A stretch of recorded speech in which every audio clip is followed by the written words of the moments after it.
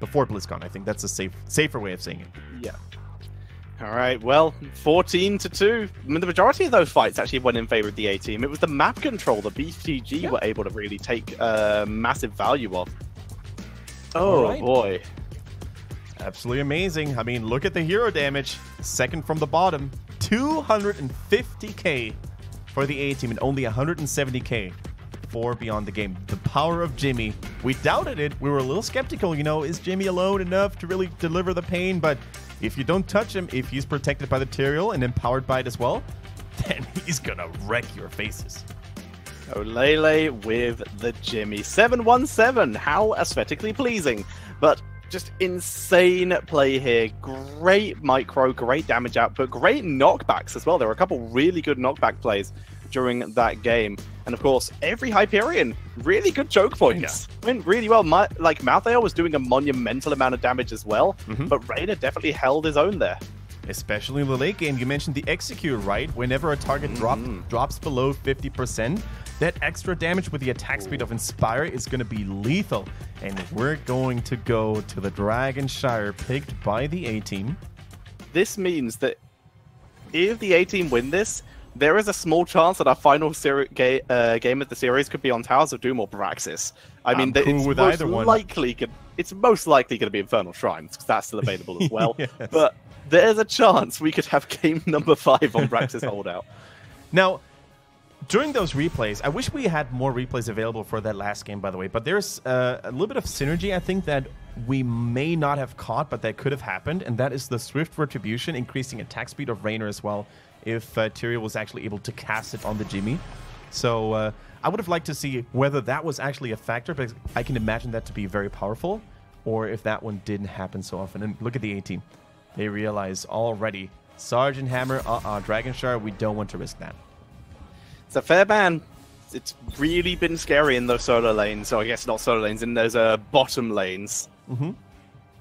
Oh dear. So with the Phoenix coming in as the first pick for BTG, Reyna's still available. The A-team might just grab him and Malfurion, or him and Deckard Cain, or whatever support they really feel like playing today. They're going to finally get Kaito onto his Diablo. It's been denied every single game, but finally they get it. Absolutely true, and that. And Jada on Jada, they're getting all their favorites. Yeah, they're getting comfort picks here, which is definitely a good sign for the A-team. But that Maiev ban on the side of Beyond the Game, it really baffles me a little bit. Like, Maiev hasn't really been picked at all. She was banned every single game. Jaina to prioritize that, go for it. Jaina did play it once or twice, so yeah. It's still a good wombo combo that's a little scary to deal with. But if you're not planning on picking Raynor, maybe they're going to ban Raynor now, so that should be fine. But the risk of, you know, letting Raynor go through, maybe let the Malthael go through, which is such a pain in the butt as well for Beyond the Game to deal with. What is the A-team banning right now? The Haka makes it through again as well. Tracer getting shut down. Tracer composition banned. What are we going to see from BTG? I would just ban the Raynor. Yeah, at this point, I think so. With the Jaina shown already, which is slows galore on top of the Lightning Breath with Diablo, I mean, just don't risk it. Just don't. Please. And what else would be the options? Support bans, Deckard Cain, someone like that, Alex Draza, I guess. Volstad, okay. Banning away a little bit of global. It's risky. All right. So they better take a little bit of Raynor counter into their draft this time around. We haven't actually seen a single blind coming in from Beyond the Game, so maybe going for that Johanna as a main tank now instead of a Muradin could be an option. The question is the A-team actually willing to take the Raynor? Because if I'm the A-team right now, and I see Beyond the Game not banning it, not picking any counters for it, I'm starting to get a little suspicious, right? I'm starting to get a little, Okay. It's a slightly smaller map.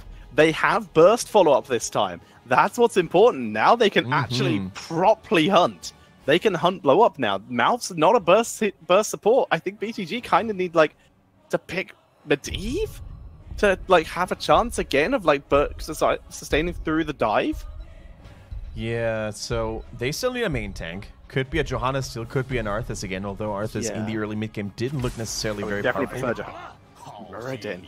I think I would have preferred Johanna. I think you brought up a good point there. Cassia as the final pick, the triple assassin. They got some blinds in. They're against Phoenix Tychus. Makes sense. Double front line. This is what shut them down in game number 1. With Cassie. Oh, I guess it was game number 3, I guess. Just didn't really work. Wow. That is the most A-team draft we have seen all day. Olele on his baby girl Cassia, as you said. Bruiser's back on the Illidan as well. Comfort picks all across the board. And I'm actually surprised that Beyond the Game let so many of these comfort picks go through in the first place. Whether that's going to hurt them or not remains to be seen. But on the flip side, if you look at the draft of Beyond the Game, it's not like their draft is looking weak by any means, right? Tyke is actually one of the better ranged assassins against Illidan. He can switch between physical damage and ability damage pretty handsomely with his Q and the grenades. I think the minigun is also going to be very, very useful. Odin is hard to tackle for Acacia as well because he's so far away and has the ability damage onto her. So I think this is probably going to come down to just laning and rotations, man. Oh, man. We will see. Also, for people asking for the A-team performance, that deal was, if they make it to Eastern Clash, if they win this series, it's where we do the A-team theme. That's where it could happen. I'm even going to run it on stream. Like, I don't even care. We can do an acapella with the music in the back. Or a karaoke, I should say. That's going to be fun to sing. We can try. Oh, dear. Well, then, I think I'm going to lean towards the A-team. Like I said, this is the most A-team draft we've seen. Their composition looks like it should be pretty decent. The Tigers is the only real threat to them, I would say, other than LLK's Dahaka. I think the Phoenix might just have huge issues. I am 100% in favor of the A-team here. You might be right. I think this could be the time for them to stabilize. The A-team looking strong, but so do these gentlemen. BTG with 619 on that Muradin. LLK is playing the Dahaka. Druid Amalfi, Phoenix played by Dancing, and 3 is on the Tigers. And on the right-hand side, looking to even up the score, it's the A-team. Jada on Jada, Olele on Cassia, Bruiser on Illidan, Saint Okov playing the Deckard Cain, and Kaitu. He's finally on that Diablo. Finally back on the Dibbles. That's how he caught our attention, you know. That's how people were getting aware of that guy that came in for Uncle G later in that season because of Uncle G misbehaving on the venue and banned from league play until the end of the year. And at first we weren't really sure, like, is the team going to cope with that, you know? Are they going to be able to work with that new player? Because especially main tank, I think, is such a, you know, impactful role. You have to shot call for the most part. You have to make those engages. You need to peel for the backline. And if you swap your main tank in the middle of the season, I think other teams would have struggled so much more. I would completely agree. This should have been a killing blow, having to swap your tank out at that point. Instead, they've just gone from strength to strength. They've moved from last place to this. Maybe 5th. Maybe... Words! The maybe 4th! They might be going to the Eastern Clash! It's still mind-blowing to me! I can't believe it's happening as Bruiser pulls back. Current score, 2-1. The A-team looking to even up the score in this series. And then they have no Volskaya, so they're going to have to find a new closer map. But in the meantime, for the moment, this game starts off quite calmly. The A-team, their rotations are quicker, so XP-wise, they're a little bit ahead. But overall, this is just a faux XP lead right now. It's because BTG are slightly slower in their wave clear. Otherwise, they are basically completely even in XP at this point. Yeah, absolutely true. And let's take a look at some of the talent routes, some of the talents builds that both teams are going for. No real surprises. I think it's worth highlighting that Cassia wanted to go for, or wants to go for, the Thunderstroke. So we're not going to see much focus put on the auto attacks, which makes sense, you know, when there's a Muradin on the field, when there's a Dahaka, those are very scary frontliners. So you want to keep your distance, and with that poke build on that Thunderstroke, you're definitely going to be able to do that. In the meantime, we can see LK struggle a little bit. Body blast from Bruiser coming in, the slows from Jaina on top of that, but he manages to survive for now. Very nice burrow, dodging the Q, so as such he was able to not get slowed and puts himself in a better position, gives time for Dancing to rotate as he's just finished the Bruiser camp. Bruiser camp was head start taken by the A-team, and this is slight, you can see here, nice slow clear speed by the A-team, which actually works out in their favor, because it means the Bruiser camps actually meet in the lane, as opposed to under towers. So even though they don't get tower damage, they also don't have their lane cleared up as quickly, which means they have time to make this rotation and gang attempt to mid. LK once again the focus target. Is the dinosaur going to live this time around? The healing from Alfarian is good. I'm not sure if he has a lot of essence. I think he used it before in the top lane. No bird either, and here goes A-team picking up the first blood. First blood for the A-team. Now they just need to get back to top lane and start clearing up the Bruiser camp, because Phoenix has been left completely unattended. Now then, That's still 2 towers in the bot lane. Lele's been absolutely crushing this, as they are going to be able to take that down. Jaina, a little bit low on mana. Going to have to start burning these down a little bit quicker. Need some globes, really. Finally, Jaina's back on Jaina. Makes things so much easier for us, doesn't it? It really does. I had massive issues in game number 1 where I just wasn't warmed up yet and was just having huge confusing issues. Lele dropped low, more potions, more hydration. Oh, Lele gets away as Dancing goes after Kaitu. More hydration, please. The Diablo in trouble. Potion acquired. But death also acquired. Nice kill by BTG, evening up the kill count. Don't tell Varian about Decker Kane, man. He's got all the potions, so unfair advantage, some people might say. But hey, as long as there's a hero nearby, Stukov on that Decker Kane, he's going to have that 10 armor. He's going to have the cooldown reduction to drop hydration onto everybody in need. And that really stalled out the dying process for Diablo, so his team could buy a little bit of time. Bruiser trying to prevent LK from picking up the Dragonite. The root's not connecting, unfortunately. The Stormbolt does, though, and Illidan ends up not falling. Malfurion hunting his brother. Hey, there we go. Moonfire's his brother. Second kill picked up by BTG. A-Team, though, still with an ever so slight XP lead. This time, not faux XP. They were actually just able to split soak a little bit more efficiently.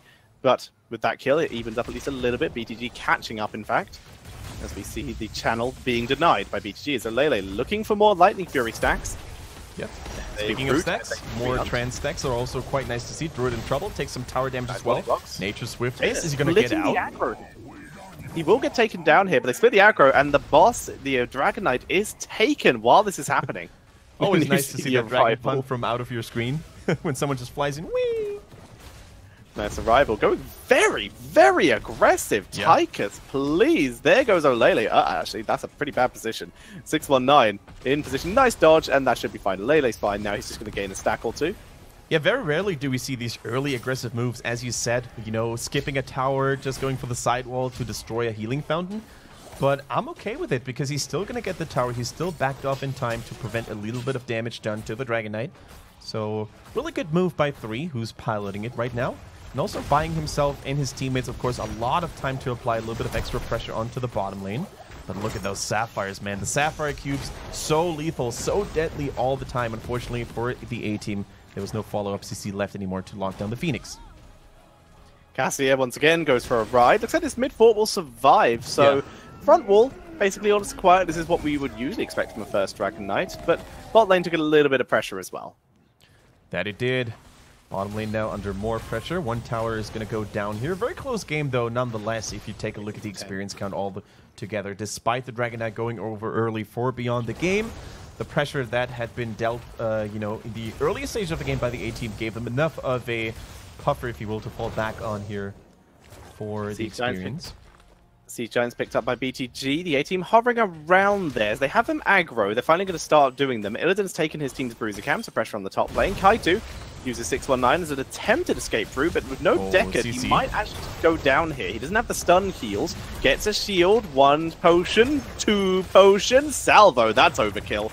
That's not overkill. Clutch healing. Deckard, K. That was isolation too. Good borrow to dodge the hum, but immediately Illidan goes into the backline, going straight for the Malfurion. Not enough for the kill with Kaitu only just coming back from that potion with Devil's Due. They're not able to pick up anyone, but they're still looking for LLK. Nice route by Malfurion. Might be enough to save LLK. Lightning Breath from Fennec following up. Bruiser is low. Bruiser goes down.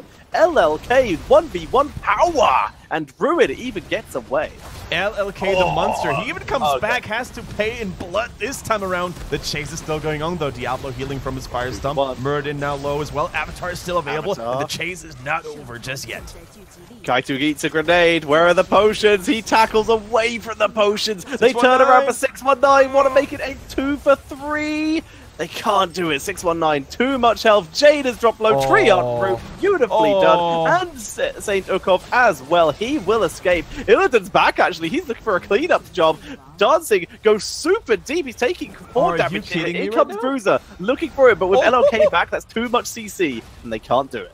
And the teleport actually dodging the shadow charge by Diablo as well. Kaitu was already inbound, but the animation was cancelled in the nick of time. Beyond the Game with masterful chasing and getting so much value from this one team by Illidan. The hunt immediately into LK and minions, but LK, he's smelling that something's fishy, drops the 1 versus 1 kill. I mean, I don't know what he thought would happen, but I expect it was probably not that, but that's exactly what should have happened and did happen. Oh, I'm going to 1v1 the Dahaka with isolation when I'm at half health as Illidan. What could go wrong? Oh, zero dear. That was just an easy kill. That was wonderful. That was absolute beauty.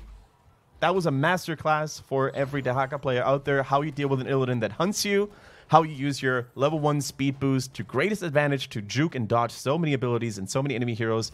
I mean, this is setting back the A-team by a landslide. Look at all the damage. Bottom under siege here, top lane under control for Beyond the Game as well. Are they going to get the Dragon Knight as the icing on the cake? Yes, they do. And that's probably going to finally be mid-fort taken down, despite the fact that they have just been playing like this even here, diving straight past it several times now. They'll finally take down mid-fort. Heroics just coming off cooldown for the A-team. They're only a level behind, but unfortunately that's a talent level behind, which is the issue. Good dodge by Lele once again, dodging out the way of the Stormbolt. This might be a double fort play coming in for BTG. Exactly. Dragon Knight's still very healthy. They're going to get some great value. Hunt's going to try and kill off Phoenix in the meantime. Lightning Breath is the delay. Here comes the salvo. Inferno. Not great, but it's all they really needed. That's all it is. Diablo just took a spin here, a 360 to spread a little bit of warmth and fire to everybody. He couldn't really lock on a target here because of all that hecticness and because of all that mayhem around him. 619, he's waiting patiently. There goes the Dragon Knight's Fire Breath and the Stormbolt. Oh, Lele says, oh, bye-bye, and needs to go and wait on the bench for 24 seconds. Double fort play. Illidan's immediately pieced out and gone to top lane as we currently see BTG creeping further and further ahead. Bad news for the A-team. 619 dives deep. Beautiful route, but Ice Block's online. Good news for Jaina, able to pull back. Yep, they're pulling back for now. It's looking mighty good here for Beyond the Game as they are now in the driver's seat, quite literally here. They have what it takes to maybe close out this series right here, right now, if they keep up that momentum. Diablo, though, Kaitu, 13, 15, 13 is here right now. He goes back in. Oh my god. The Tyker's damage just deletes him. As now Bruise is getting tracked by the overkill. So much damage being dropped, but currently Dahaka is distracted, though. Lele, though, takes too much damage. He will be the one focused down. Lovely drag on Stukov here on St. Okov. This is a disaster. This could be the keep now. This is definitely going to be the keep now. No questions asked. Jada and Illidan are not going to be able to do this. There's a minion wave here. If not, 619 and LLK easily going to be able to tank this. That will be the first keep of the game going over to BTG.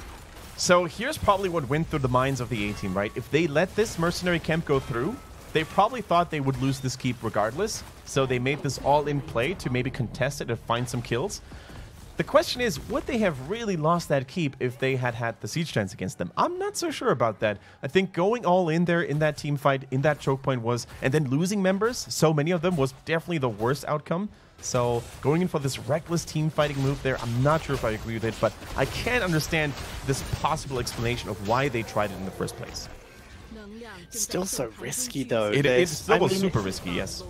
They're now 3 levels behind, almost exactly. 1 talent behind.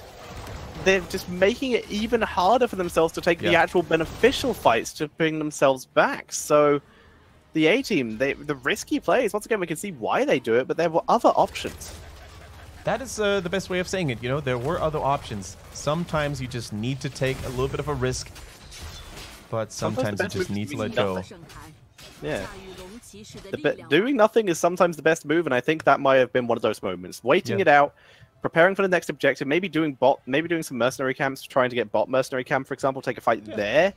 Like, essentially, if that mercenary camp pushes into you, 1 Jaina combo is everything you need, but hold a minute. Team fighting not done just yet. Lightning Breath goes through, and 3 on the Tigers is in a lot of trouble this time. Here's the plan for Bruiser right now. He was trying to be a good delay, good distraction onto the backline. They pulled out the Odin here, but they also burnt every single one of their heroics for absolutely nothing. Kaitu is getting zoned out again. Used to 619 as the escape route. Bruiser, he's coming from behind. Salvo's good. Huge damage. Olele is gonna get dropped here. Kaitu is dropping down as well. And now the chase continues. Good drag by LLK to kill off Jada. Saint Okov gonna be bodied here, and this might be the core, Kendrick. They're gonna go in. It's gonna be 5 versus Illidan and a core. And Illidan, your core. Your core, Illidan. Let me ask you this. Are you prepared, my friend, or have you given up? It looks like Illidan has given up. He's trying to get that hunt cooldown back here from the minions, it seems, but he will arrive too late. Not really defending this at all. I think he gave up mentally already. 40, 30, 20. This is game over for the A-team. The truck has finally come to a halt, and beyond the game, they shut down the gate and they take it for themselves. Game number 3 goes over to BTG. A valiant effort to try and come back. Some desperation, going down, kicking and screaming. The A-team never gave up without a fight, but BTG still take the 3-0. The A-team finish in 5th, and BTG will be going to the Eastern Clash. The question is, in what position? Exactly. Can they keep up that momentum? Can they maybe take down CE in our second series of that day? Or is it going to be game over and points out for them as well? Will CE reign supreme? They shut them down in regular league play pretty hard. The last time these two teams met, I think it was a very one-sided 2-0 in favor of CE. And that, I think, might have actually been the first game they've played with their new coach as well, which helped their drafting and their overall team fighting quite a bit up to this point. Well, that's the question, right? How much was CE able to step it up here? Because beyond the game, although they were struggling here and there, they certainly looked like a strong team. You mentioned it. CE, last time they played against BTG, it was a pretty solid 2-0. However, the last series CE played was against RPG, and once again, they were hyper serious. They did some interesting practice techniques, and they also tried a lot of stuff against a team they knew would try hard. But CE did go 1-1 against that. So we'll have to see what they've learned from that interesting technique of practicing and see what they can bring here. They were able to they went 0-2 versus the 1 last week as well. So that's already scary and an issue. They did, however, like we said, 2-0 SPT as well very recently. So the CE, they're on a bit of a roll. They've tried some serious stuff. They've tried some unserious stuff. They've learned from those. They have a coach now. And now they've got to just repeat a performance of playing against BTG, something they've done repeatedly many times now. And like we said, last time was a 2-0. Can they repeat that performance, but just with one extra map? Exactly. It's no longer a best of 2, right? So 2 victories won't be enough. You need 1 more to reign supreme. Once again, though, I think it's safe to say we give a little bit of a round of applause for the A-team. They have shown us some good Heroes of the Storm. They certainly did entertain us very, very well. And if that team takes everything into account they've learned from this playoffs run, right, and they take that over, they transition over to the next phase after the Eastern Clash, before BlizzCon, I think this team might be, you know, an even greater threat for the remaining squads in HGC China. Is there a player that you would really like to see more in the HGC China? Any players of the A-team that excited you the most, Tetra? Olele and Bruiser, absolutely. Olele especially, seeing as he sort of came out of nowhere and just impressed so much by the end of the season. So really impressed there. Bruiser, once again, he's very much got the melee factor. He's one of those really solid melee assassin players who just can be a game-changing player when he needs to be. The majority of the team, I think, all of them deserve to be in HGC, and I'm very glad that they ended up finishing in that 5th position. Absolutely true. Great success, probably the best result they've ever had, not only as a team, but also as individual players, because they do not have those big names in their ranks, right? They, for the most part, are newcomers like Bruiser and Olele, as you said. 17-3, though, that was too much for the A-team to handle. It was a very one-sided game, especially when that Illidan, you know, ended up falling, when they caught Diablo and other heroes over and over again, when they escaped BTG, when they escaped with just a sliver of health over and over again. And I gotta say, I'll give it to Dancing here in that Phoenix, because that last Purification salvo over the wall, that was just sexy. It was a good move, and he got hard engaged on. He was Illidan's target basically every single time, and he just gave no ground, give no quarter, and was able to tank through all of the damage and kept his team in those fights a lot of times. All right. So nicely done. Well-deserved MVP. As we move over to the analysis segment, it is going to be Nova bringing us that once again, and I will not be surprised if we see the 1% core at some point. Although, ladies and gentlemen, I did see someone post it on Reddit, so if you did enjoy that play as much as we did, you can head over there and give that an upvote. Time for me to upvote that in the commercial break. I'm already having my tab open. You should do the same, ladies and gentlemen. In all seriousness, though, that was definitely a moment worth remembering, and I would be shocked and surprised if Nova here on the analysis board wouldn't actually tackle that moment and allow us to take another look at it, because there's many things to talk about when there's this close core call, right? Where could we have seen a little bit more damage being applied by BTG? Where could we have seen a better defense maybe for the A team so they wouldn't have even gone to that 1%? These are always the moments that we look forward to. This is first game, though. This is actually the best team fight that the A team has had in that game, because not only do they have a pretty solid lead in terms of immortal damage because of their better drafting in that regard, but they're also splitting up very nicely, as you can already see here. Not getting caught clumped up here. Jaina on the Li Ming on the left-hand side. And we have this little bit of a banana formation here coming in from BTG. Yeah. Banana or a kidney, one of the twos. Yes. As Olele's been doing a fantastic job, along with Jaina, just getting the good angles for the poke. But you mentioned they've completely isolated Kaito away from the team here, which is just a nightmare for the A team to actually move in. Yep. And also the Jaina damage only hitting St. Ukov there in the backline. Olele should be able to dodge that for the most part. And Bruiser, look at him on that Malthael. He's tanking in so much damage while being so sustainable himself here. And that buys enough time for Kaito actually to get healed, to wait for his trade to kick in. And only then, when the Abundant Circle from the Dragon Queen will go down, goes he back in, not before. It's a nice little move, but however, Jaina, the main immortal damage dealer outside the Grey Main here, LLK drops the portal. Surprise! Dancing LLK and 619 just show up. And even with 619 so low, Force of Will, immediate turnaround denies Malthael the counter.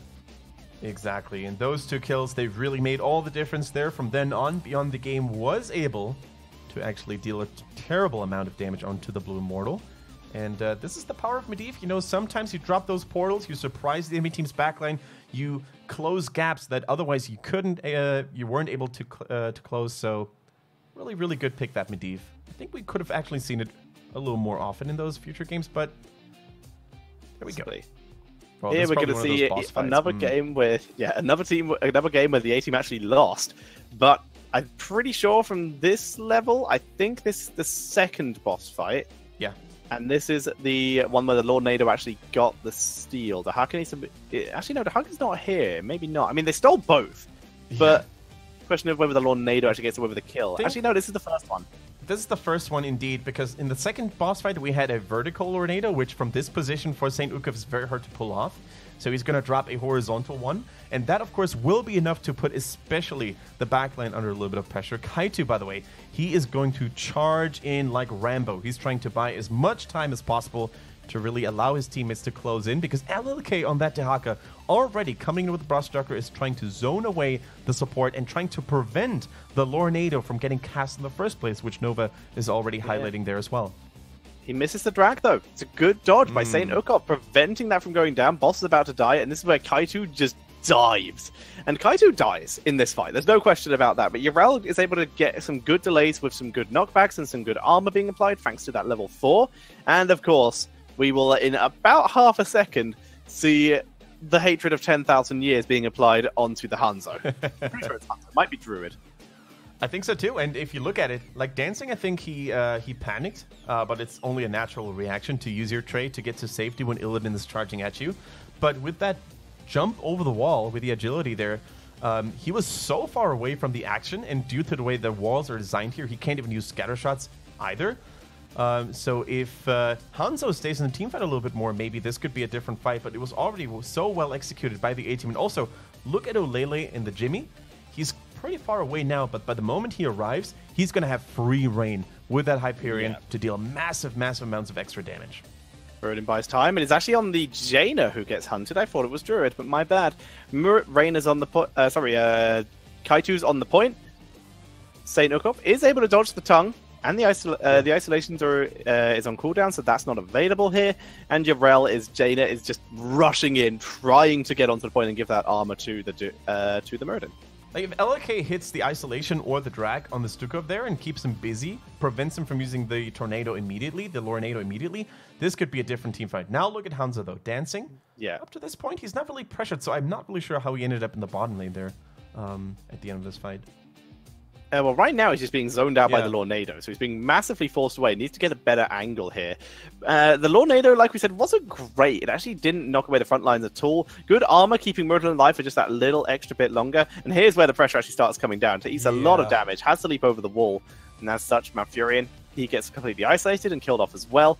And that was just great isolation of the backline. Everyone forced out and ate so much damage from that Hyperion. Here it comes. And this is level 20 versus 20. Boss is not here, it's just a curse. Yes, this is the core call, I believe. No, wait, where's the boss? Oh, wait, was it actually this is not the 1%.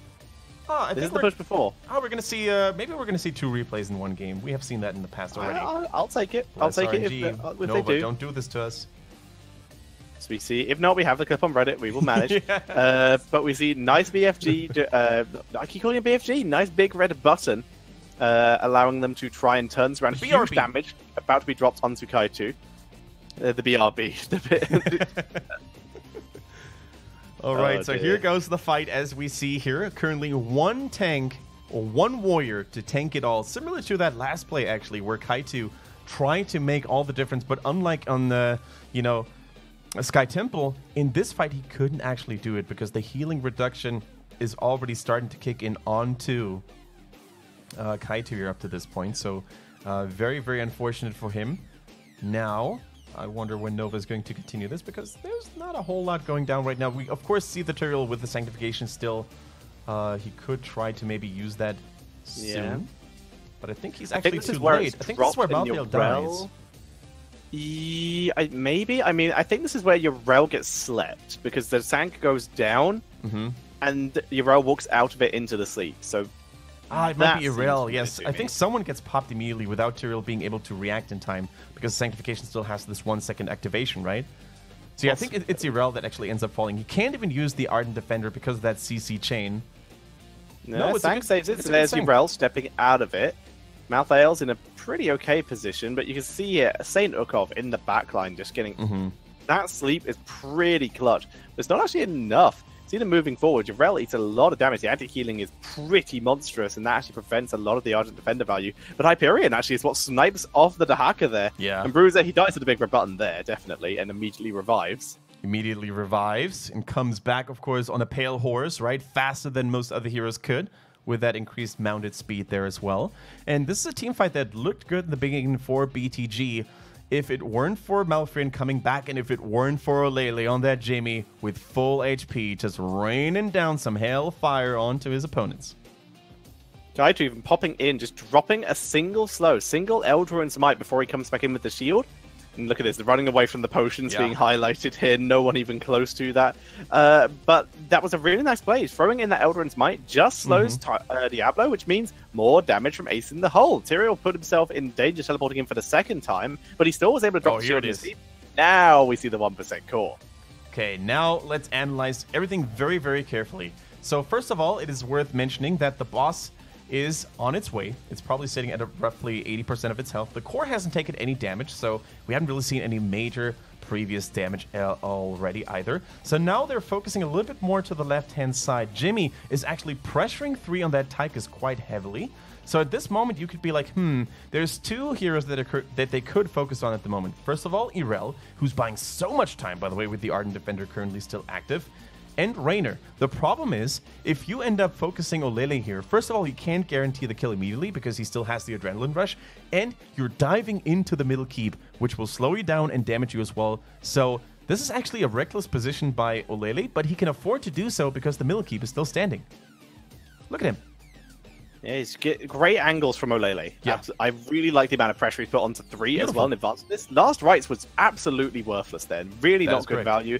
Jane is able to grab the mid fountain, which is also super clutch. Lightning Breath coming out. Everyone's grouped up though. And that's where Malthael begins to get value. Sanctification, they force them behind the core. That means it's a guaranteed core attempt. Great damage onto Dancing as well. And they force the massive group up. Malthael got great damage. Raynor with huge AoE execution style coming in there as well. And when Urel arrives, pretty much over. 619 now is just basically about to be the only survivor. And we see the priority out of Olele. The correct priority to burn the boss first. Exactly. The boss is going to do more damage than 619 will. Yeah, the boss at this point, especially with that AoE slam, will be a much bigger threat to the building than a Diablo, who can have auto attacks, alright, but even the flames, the firestorms, it's not going to deal that much damage. Also, we see the Hyperion still here. It was a great angle, actually, casting it from the bottom to the top diagonally, so it would force the Beyond the Game squad actually to take this unfavorable movement route right next and behind the core, and now 5%. One auto attack is roughly 1%, I would say, by Diablo. Yeah. This is a mistake. Going in for this charge right now. Oh my god, yes! That charge onto Bruiser is 100% the mistake that cost him the game, because it cost him, yeah, you're going to eat an Aldor Peacekeeper, but it's 2%. 2 auto attacks, you put yourself right next to 3 heroes who are going to kill you far quicker than the one who was currently battering you were. That's the one mistake 619 made that unfortunately did lose in that game. They won the series, so it's not so bad. Yeah. But it's that kind of mid-fight calls. So you get body blocks by the Holy Ground. Down he goes, missing off that one extra auto attack. Aldor Peacekeeper auto attacks still do 1% of a core reach usually. During the game, I actually thought it was Urel with a hammer knocking him back, but that he shadow charged out of his own will, that was crazy. And then, of course, it wasn't a target that was the furthest away from the core as well, so 619 with a very unfortunate turn of events. However, he made up for it with that great Murden play, barely missing any Storm Bolts. So from there on out, I think he was becoming that pillar, that rock that his team really needed him to be. Although, once again, shout out to St. Ukov there, massively saving Kaito. Potions galore for the save. Hunt burrowed. I'm pretty sure this is one of the ones that he gets burrowed out of. Because it's immediate burrow and then dancing is the target. Because look at that. Burrow, immediate dive onto dancing in the background. Great Lightning Fury. Immediate blind Lightning Fury combo from Cassia. Yeah, this is a really nice reaction. I think Illidan actually expected to not really get any pressure onto the Dehaka immediate burrow, as you said. But even then, I think with Diablo not being there in time and not being mobile enough, I think the follow-up wasn't really there. So Illidan had to ultimately retreat again. The pressure was lifted for the most part, and then, of course, it's the time for Malfurion to shine. With that Tranquility, healing everybody in his vicinity as well. Muradin completely unchallenged here. 619 with full HPs, jumping back into the fray. And although a lot of the heroic abilities were already burned on the side by BTG earlier, they still managed to overpower their opponents here. They still have Odin, they still have Avatar. LOK just wrecks the 1v1. What a god. What a god. As they are forced back, they do take a lot of damage here, but that Odin is a great dissuasion tool for going in any deeper. At LOK, he's still got a pretty nice wraparound opportunity here. Yeah, he actually decides to go back in. So right now, with that bush separating him and the enemy team from vision, I think the A-team doesn't even expect him to come back. They expected him to retreat, but little did they know LOK is a crazy fella. And he actually had another drag on Olele, I believe. He died in the process, mind you, but the kill on Cassia or Jaina, I don't remember which one it was, made sure that Beyond the Game could actually clean up house even more. With that, Odin Tychus here still on the field. And there he comes back. Gets Olele. So much damage, Olele. Absolutely right. I mean, the burst is pretty good. They're able to kill off Dehaka. That surge of light for Cassia on the level 7 really shut down Dehaka and allowed Diablo to get the kill, but Cassia still goes down to the chase for BTG. That it was. And now with Dehaka dead, but still trading for 2 heroes, most importantly 2 very important damage dealers, I don't think there's much punch left for the A-team. Jaina is on full retreat. They're going to catch Kaito. They're even going to catch St. Ukov, I believe, as well. So that was a phenomenal trade that really paved the way. Like, this team fight right there paved the way for Beyond the Game to get the Dragon Knight later to really dominate all those lanes as well. Diablo's going to lose all of his soul stones. He's not really going to be a tanking factor anymore. Beautifully done. And 619 just barely out of Blizzard range there, and even dodges the Scroll of Sealing as well. And because St. Ukov wanted to get that Scrolling Seal kill onto Muradin, he brought himself in the danger zone, and he ends up falling as well. We see a pretty fancy move, actually, by Phoenix, played by Dancing as well, how he dives past the fort, only to kill St. Ukov, and then wait for Diablo. He's already back, thanks to his 100 souls, and he will try to go for that Shadow Charge, right? And I just want you guys to see for yourselves what's going to happen there. And somehow 619 actually survived. I'm quite impressed about that, but Jaina, that route was gorgeous. And St. Ukov, he tries to be a saint, tries to move in to help his allies, but Dancing just dives deep, like you said. And here comes Diablo. He's almost there. Illidan actually trying to cut off the flight path for Dancing as well. You can see 3, actually, the healthiest member, trying to intercept the 4 shots so that Dancing can have a safe retreat. which is definitely a bro move by the Tigers, but still. Bruiser thought he already had the kill. Look at Phoenix. No shields available anymore. The Malfurion still pretty far away. And I think Nova is just highlighting right now that this is ultimately going to be a 16-13 advantage in favor of Beyond the Game, simply because they were snowballing so hard. Diablo, gotcha. Never mind. Yeah, Dragon Knight, so close. As close as it can and get. Also, it was the fact Dragon Knight was 2 seconds away, at least, from being available to be captured. But either way, ladies and gentlemen, that was our first series of the day. We have one more series. BTG, they move on. They are now going to fight for 3rd seed. They're already qualified for the Eastern Clash, but they are now going to fight for 3rd seed versus CE, our last phase Chinese champions. Can they overcome, or will CE send them to the Eastern Clash in the 4th seed? We'll find out in a bit.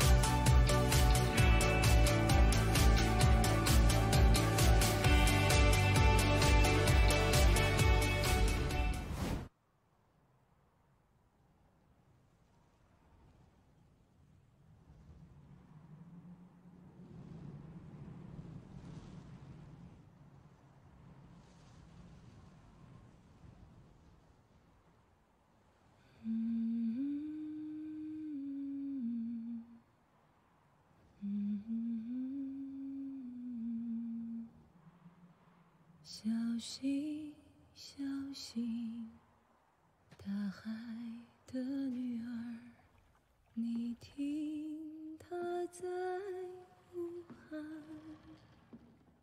海风扬起那心碎的话语，随风去，沉落海底。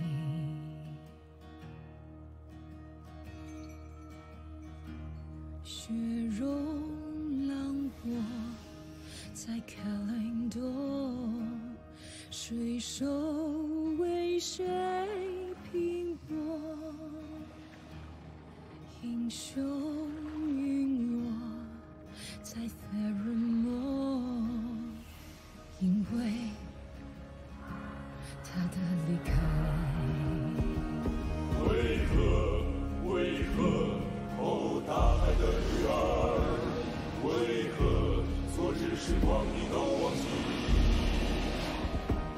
我们的荣耀因为你而存在，为何一去不返？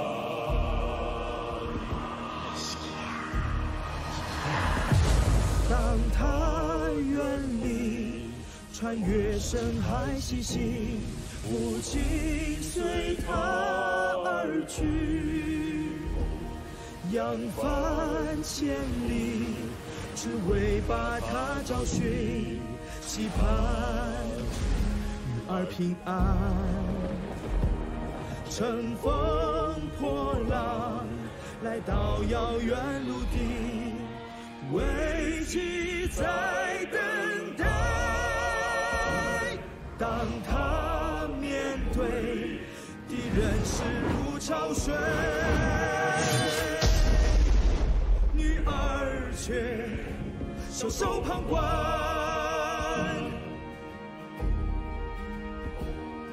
深埋在海底的伤悲，家人背叛了罪，化作对同胞绝望的呼喊，相信了大海的女儿。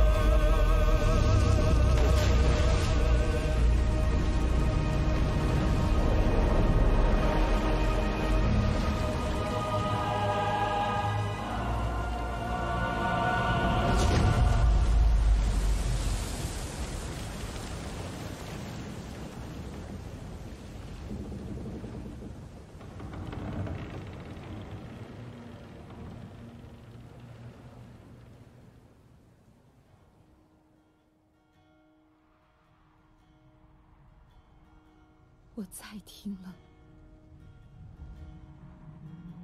父亲。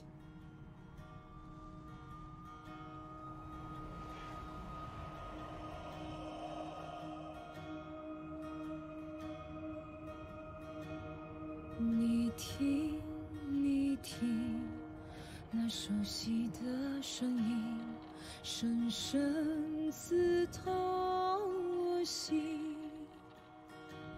小心，小心，哦，大海的女儿，小心，小心，我来了。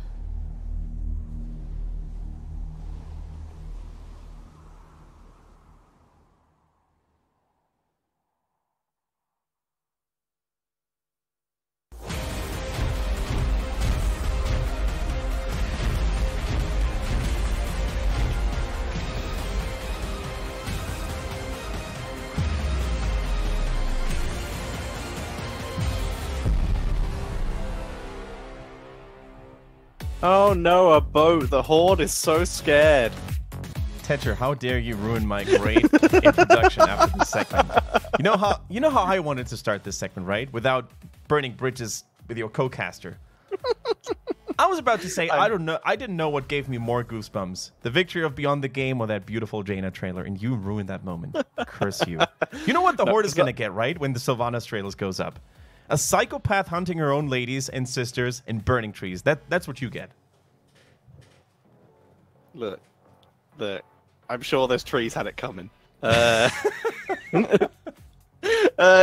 way, for starters, I love that trailer. It's so good. It's really good.